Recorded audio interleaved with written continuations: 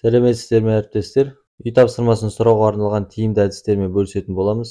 Бірінші әдіс жұмыс столы, екіншісі сұрақтар қобдишасы, және де үшінші әдіс ыстық орындық. Бұл видеоны соңына дейін көретін болсаңыздар, осы әдістерді сабақта қалай тиімді пайдалануға болады, сол жағынан тоқталамыз.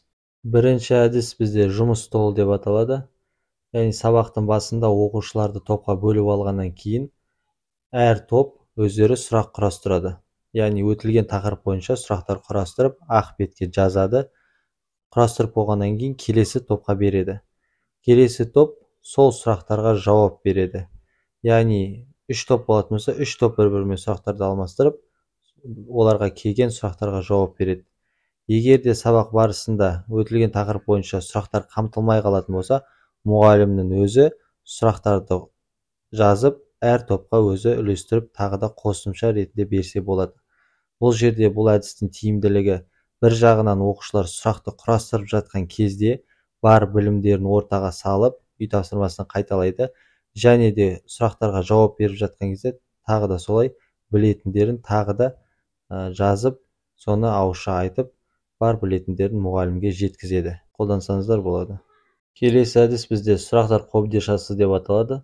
Яғни ортаға сұрақтар жазылған қобдиша қойылады. Оқушылар кезектесіп шығып, ішінен сұрақтарды алып, сол сұрақтарға жауап береді.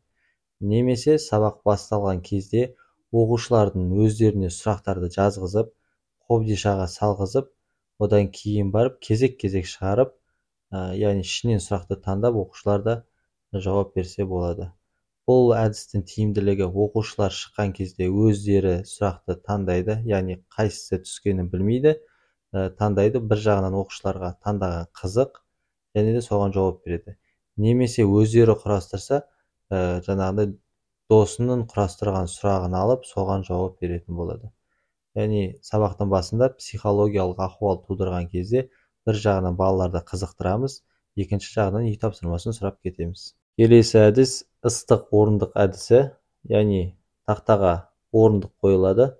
Сол орындыққа бір оқушы өз еркімен немесе мұғалімнің шақыруымен шығып отырады. Сұрақтар қойған кезде басында жеңіл сұрақтан бастап, ақырындап қиындата беруге болады.